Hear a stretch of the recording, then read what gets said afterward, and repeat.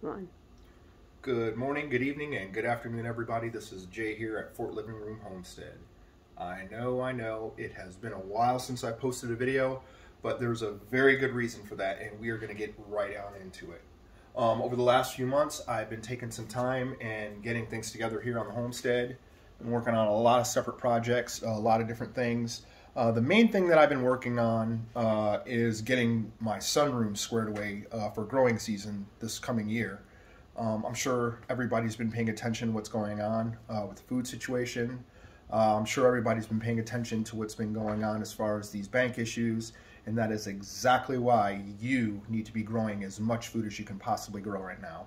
What I'm going to do today is I'm going to take you on a little walkthrough of what we've got going on here so far. This isn't to kind of show out or anything, to say, ooh, looky here, I've got this and whatever. This is none of that. What this is to show you what we're doing, and if you find something that we're doing that can benefit you, run away with it. It's all yours. My whole purpose here is to, again, document what we're doing. I'm just a regular guy who works a regular job, who had a dream to come out here to the country and just do this thing and kind of get away from everything that's going on in these cities. Again, I'm just going to take you through and show you what we got going on. Again, this is the sunroom right here. If you've seen the other videos that we've done before, you kind of saw the process we were going through as far as putting together the growing racks, all the lighting, wiring all the electricity and everything in here. Again, I've got an amazing neighbor who happened to be an electrician. As soon as we moved onto the property, one of the things I found out is that he was an electrician, and I was like, yes, there's a bottle of bourbon with your name on it if you can come help me out with this. But anyway, actually bourbon's my thing, not his. But anyway, so what I'm going to do again, I'm going to show you what we got going on. Just right over here, this is basically just some chicken feed that we've been storing for our birds. We've been kind of taking the time and putting up some feed for the winter. My chickens are mostly free range, but for the most part, but I decided to make a mix of chicken feed. If I can get this thing open here. These are buckets that we happen to acquire from the free compost that we get from the restaurants where I work in the city. And I use these buckets after the compost is done, clean them out and recycle them and use them. This right here is a mix of feed. I'm sure a lot of you are aware of the issue that was going on with the unnamed company and the chicken feed issue. I don't even have to say it. I think everybody knows what's going on. I happen to be one of those people who actually had issues with the feed. So what I did is, once we found out what was going on, I actually had 500 pounds of said company's feed, and we ended up taking it back because we had issues with our chickens who literally stopped laying eggs. We had our birds free-ranging and eating 100% compost at first, but when wintertime comes around, it's kind of hard for the chickens to pretty much, you know, forage on their own. So we basically give them some feed just in the wintertime because there's nowhere to go in the snow. So again, what I did is we took all that bad feedback and we got new feed. Basically right here, this is a mix of, we went with Kalmbach feed. We took some pellets, feed pellets from them, a mix of scratch grains, cracked corn, and we went to Costco actually, and we got like those large bags of rice and actually put some rice in here as well, and we made our own mix. By mixing it, it kind of makes your feed go a little bit further so they don't just fill up on feeder pellets, and so that's worked out very well for us. We keep this on hand just in case there's issues, but again, our birds actually eat better than we do. Again, they eat compost and food scraps that we get from some really high-end restaurants in Ann Arbor, Michigan, where I'm at. I happen to work in town, and we get really good compost from them. I actually open those buckets up sometime and get hungry myself just looking at the food that's in there from the bakeries and the other restaurants. So enough said about that. So that's where we kind of store our feed and stuff just for the birds for the winter time. Over here, we've got some buckets going on. Again, we happen to get these free buckets from a restaurant, one of the restaurant Amir's. I'm going to give a shout out to Amir. Thank you so much.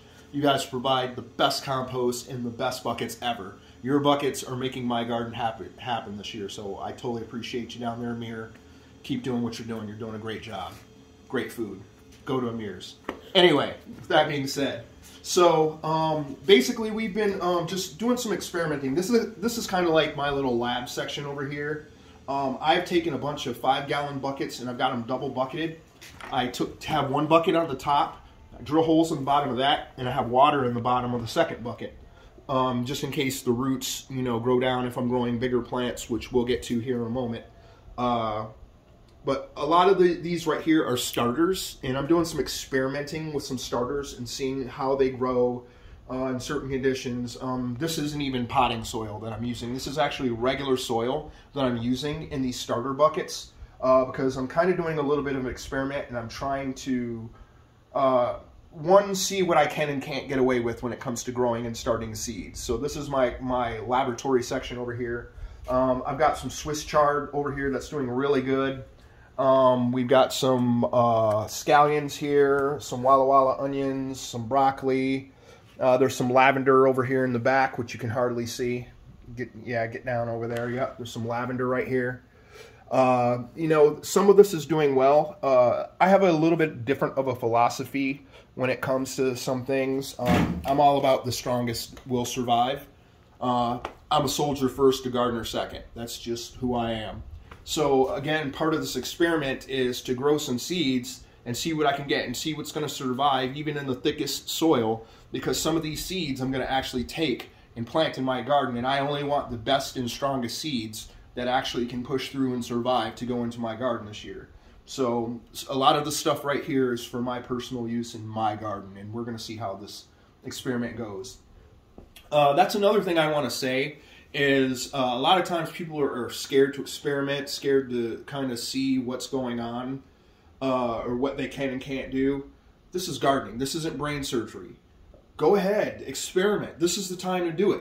While there is time to actually experiment, do those things, do this thing, do all the things, and try it all out and see what does and doesn't work for you.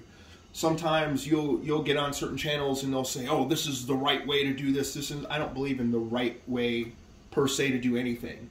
I believe in the most effective way for myself.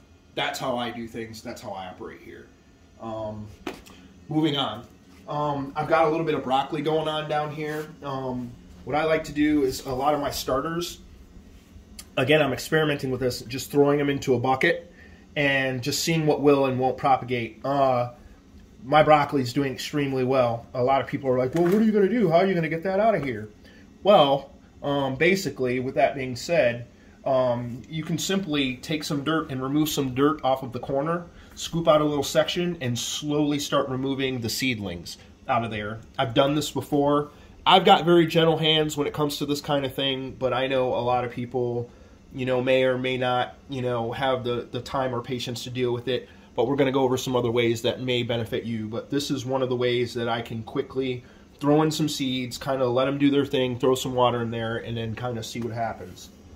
Over here I've got some sunflowers growing. I've got a whole thing going on with these sunflowers, which I'll talk about here in a minute, some plans that I have for them. Let's go ahead and move on over here. So if you look over here, we'll kind of get a large view of kind of what I've got going on over here. These are the grow lights that we had put into the room. Again, if you go back and watch some of my other videos, you can kind of see the process that we went through in getting all this installed in here. And these are most of my starter plants that I did a little more in a traditional manner. I've got some all-purpose mix that I use, and if you just slide over here and check this out, I'm using this Fertilume, which is, I found this at the Dexter Mill here close to where I live by Ann Arbor, and I didn't know how I felt about this because I was speaking to the lady inside, and she was telling me how she uses this for pretty much everything. You can do everything from shrubs, vegetables, and starter plants with this. The only issue that I have with this is the fact that a lot of the see if I can find a good example. Yeah, there's really large pieces of wood in here in scrap, which is good, a good thing and a bad thing. This is kind of bad when it comes to using cell trays. When you use cell trays, this gets a little complicated because you get these big pieces sticking in there, and it's just kind of like, you got to kind of go through and pick out a little bit. However, once you get to like more of the flats, if you grow in flats, it's a little easier to navigate. And I like it because this compost, you can actually use this and feed your plants all the way through the process, because these will break down eventually and provide nitrogen, nutrients, and all the other things that your plant's going to need in the long road. So if you do your starters in flats, like the flats that I've got going on down here, as you can see these twigs and whatnot in here, which is fine. It's all fine and good as far as I'm concerned, because again, my philosophy is only the strong will survive when it comes to these plants. And I don't want to have to baby my starters and baby my seeds just to see if they're going to come up. The ones that come up are the ones that are going to survive, and they're the ones that are going to be used. There's more than enough seeds in here to gain benefit from doing it like this. So, you know, I'm totally fine with this process. Again, that's me. That's how I do things, and I'm sticking to it. So, with that being said, also, we've got so many things going on right here. It's all about planning as much as you can, however you can. You know, I've got several different methods going on right now. I've got these flats that we just picked up actually today, so I can grow in larger batches, because I potentially am going to take my overflow and sell at farmers market this year, or either sell them at our farm stand that we're going to set up in front of our homestead. But I'm growing flats. I'm growing in solo cups. My wife loves spaghetti squash and forced me to grow. She's rolling her eyes. She's actually filming right now and rolling her eyes right now. She did not force me to do this. But anyway, so I'm growing her some spaghetti squash in solo cups, individual plants in there. All these are all different types of tomatoes. I am all about the tomato life. Tomatoes are just one of the best things that we grow on our homestead. Last year we grew so many tomatoes. We still have like 15 bags of frozen tomatoes in our freezer, because our tomatoes just exploded out here. And I'm going to capitalize on what's good on our property and our soil and what does best. And tomatoes out here are just phenomenal. So we've got German lunch boxes, purple Cherokees, what is that? Currants, red currants, Kellogg's breakfast, black cherries. I've got some green tigers over there. I've got some celebrities, some brandy wines. I think we're going to do like 10 different types of tomatoes again this year. Last year we did about 12, 15 different types. Most did well. We only had trouble out of a few. Actually, out of one, we had trouble out of our black strawberries tomatoes, but we're going to go ahead and try those again this year, and I'm going to try some new things. I'm not going to give up on it just because it didn't do good one year. We'll try some new things and see if we can get those tomatoes to do what we need them to do this year. While we're on the subject of tomatoes, I'm going to kind of go back to the sunflower thing just to maybe give you some ideas. Over here, I planted a bunch of sunflowers in buckets. Again, this is where the double bucket method came into play. I've got some water in the other bucket down there. It's not quite a wicking system, but I know that the sunflower roots are going to get very big, and those roots are going to get down into that second bucket. As you can see right now, this is just maybe a month of those sunflowers, and they're already like 2-3 feet tall. The sunflowers are doing very, very well. What the plan is this year is I wanted to start my sunflowers early and indoors this year, because the plan is going to be we're going to take those tomatoes and we're going to take our tomatoes and we're going to trellis them up those mammoth sunflowers. We had a little bit of an issue last year with the tomatoes. Again, they did very well. They were extremely prolific. Those tomatoes exploded here. However, there was a lot of a lot of the flowers on some of the tomatoes that didn't quite get pollinated. I don't know if the pollinators just weren't interested or if they, got what they needed. But the one thing I did notice last year about what we had going on is the fact that all the sunflowers, we had like a row of sunflowers planted in front of the tomatoes, and all the bees, all the bugs, all the things were all over those sunflowers. So the plan this year is we're going to take those sunflowers, we grow them out now, so by the time growing season comes around, those sunflowers are going to be like 4 or 5 feet tall in here, and we're going to go transfer them outside, and our starter plants will probably be about 2 feet tall. And that'll give those plants time to trellis up those the sunflowers, and hopefully those sunflowers will attract more pollinators. So in theory, we should be able to plant half of the tomatoes and get the same yield as last year, based off of the fact that more pollinators should be attracted to those sunflowers, thus pollinating the other the buds that are on those tomatoes. So that's what we've got going on over here. So I'm going to take you into the other sunroom and show you what else we've got going on in our racks over here. All right, so right here we've got all of our strawberries that we overwintered inside.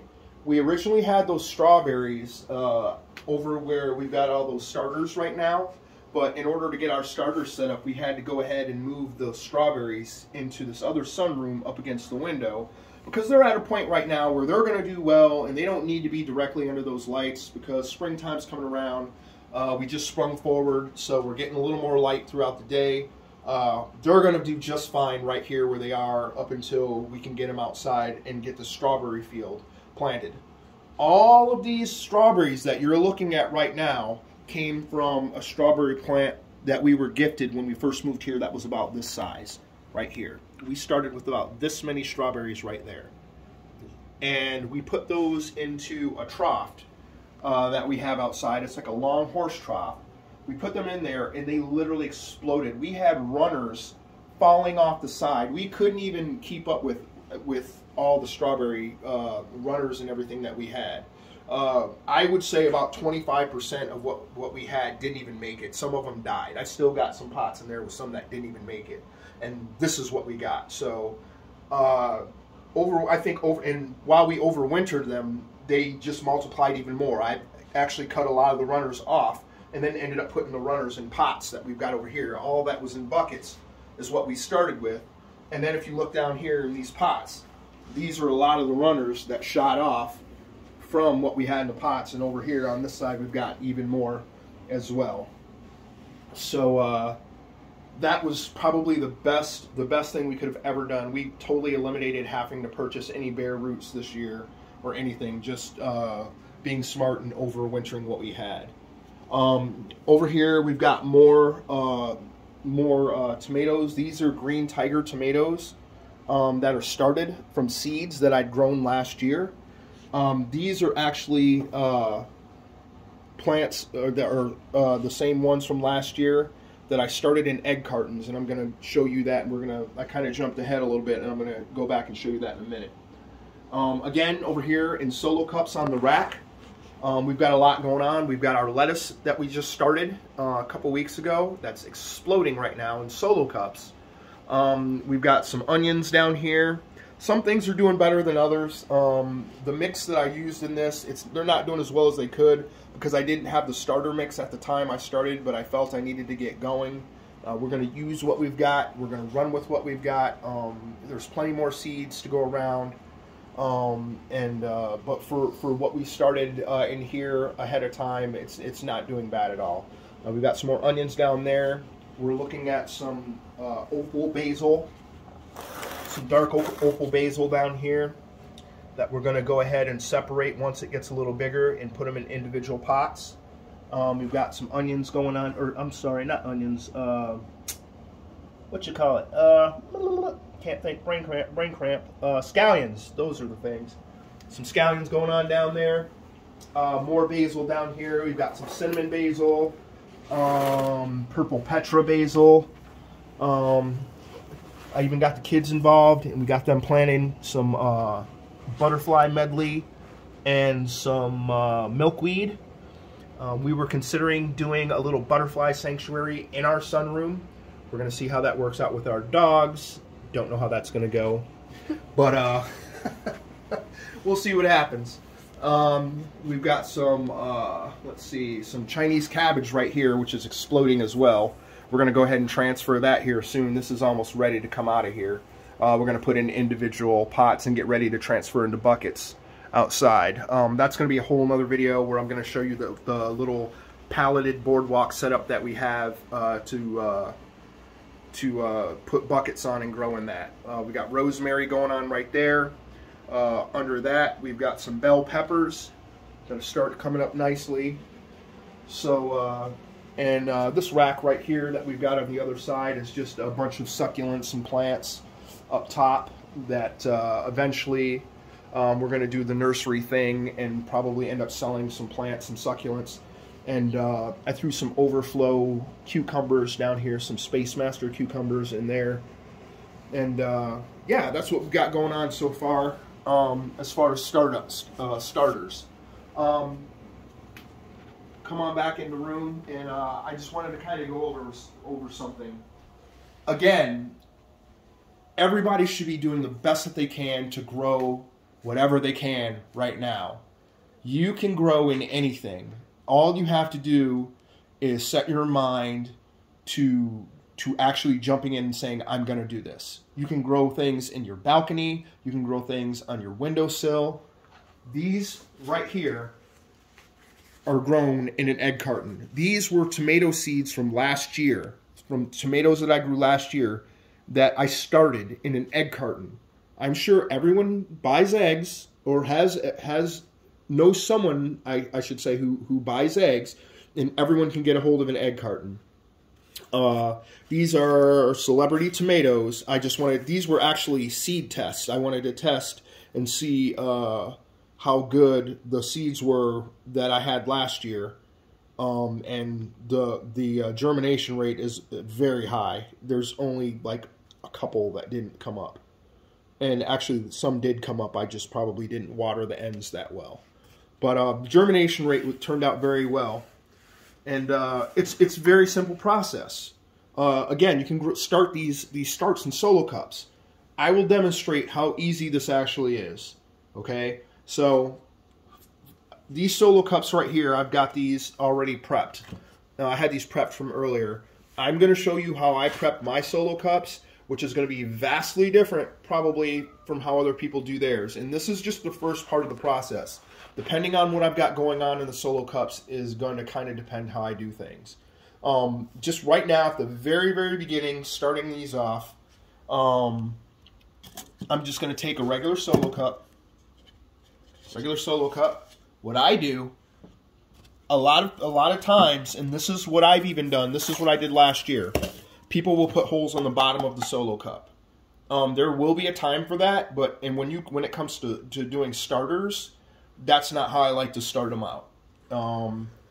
So what I like to do for my starters is I'll go ahead and take my snips, and I'll go to that top line up here. There's like a thick line right there. That first one from the bottom, thick line. Kind of squeeze the cup and make a tiny snip with just the tip of the snips. It's going to run a little bit, but that's okay. Snip there. See, it'll run a little bit. That's perfectly fine. You want some drainage to come out of there. Then I'm going to snip there again. So I put two snips, one on each side. Snip there, and a snip on the other side. After that, let me go ahead, safety first, close these back up. Safety first. So I'm going to take a little bit of dirt, and I'm going to fill it. I'm going to fill it to that first line, that first ring around there. Just that little bit of dirt. Take a couple of those larger chunks out. Fill it up to that first line right there. I'm going to go ahead and grab some seeds. Let's see. These are some of the seeds that I stored from last year. I'm going to go ahead and show you the seeds first, how I do my seeds. Celebrity heirloom tomato seeds. I'm going to take a couple seeds, probably about 5 or 6 seeds. Right there. I've got about 5 or 6 seeds, and I'm just going to kind of sprinkle them in there. Sprinkle them in. Just like that. Take a little bit of dirt, cover it up, and you're done. That's it. Put a little bit of water on there, set that sucker to the side. That is the equivalent of what I did inside of this milk carton right here. Pretty much the same thing. Milk carton. Did I say milk carton? I said milk carton. Egg carton. Eggs, milk, it's all the same. Actually, no, it's not. It's not all the same. Anyway, it's just really late, and I've been doing this for a very long time. But, again, with that being said, it's as simple as that. Starting starters is as simple as that. What's going to happen is they're going to start to grow in like 5 to 7 days. You're going to start seeing them coming up. And then you're going to get something that's going to look like this coming out of that cup. Something very similar to this. Once you get to this point, it's going to come time you're going to want to separate things. And that's where these cups come in right here. So what I'm going to do, it's got my handy dandy cuticle tool that was kindly donated to me by my wife. And these come in handy for actually putting seeds in, but that's a whole nother video. I usually take my smaller seeds and I'll dip this in water, just a little bit of water, kind of shake it off. And for those really small seeds, when you just want to get a couple seeds in, you'll kind of take it and dot it on the seeds, and a few seeds will stick to it. And then I'll wet the soil a little bit and just stick it down in there and twist and pull it right out. And then I'll plant the seeds right in there. Another little trick. That was free. But so what I'm going to do here is I'm going to take this right on the edge of this. Just scoop that right on up. See how simple that is? Everything comes out. Look at that. Look how easy that was. It all came right out. Put it in my hand and just gently press, and that'll break right apart. And all these will come out as individual plants. See how easy that is? Hold on, I'm going to get this dirt out of my hand. So now, you have to be very gentle. Look at that. See how that works? So now what I'm going to do is, because tomatoes are in the nightshade family, anywhere that these little hairs right here make contact with soil, they're going to root. So what I'm going to do is I'm just going to take my finger, push down just to my knuckle, right there. I'm going to drop them right in there in the middle. Drop that sucker right on in there. Look at that. Put a little dirt around it so it stands up straight like that. Pack that dirt around there. Then what I'm going to do is I'm going to grab another little pinch of dirt, and I'm slowly going to start to put dirt around the side just to kind of build it up a little bit. Shake that off. Just build it up a little bit. Doesn't need to be too much. Build it up a little bit just so it comes close.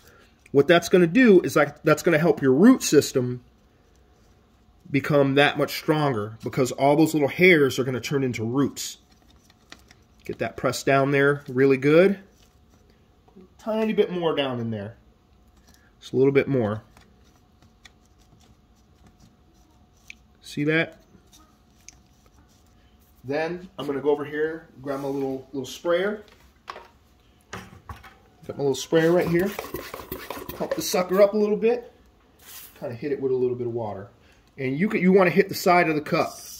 You don't want to put it right on the plant. You want to aim it at the side of the cup. Side of the cup. Side of the cup. Side of the cup. See how that works? So you don't want to hit the plant directly. Just push it down a little bit. There you go. Your first starter planted. It's that simple, people. This is the kind of thing everybody should be out there doing. And hopefully something I've said or something I've showed you motivates you. Get out there and put something in the ground. Get you some buckets. Go to your bakeries. They have icing buckets there. They'll sell them to you for like $1 a bucket sometimes. Personally, I get these buckets for free. They're very appreciative of the fact that I'm helping save them waste. And I take a lot of their waste from them. And again, it turns into compost for my chickens. And they're happy to just give me these buckets. And I'm very appreciative to Amirs for that.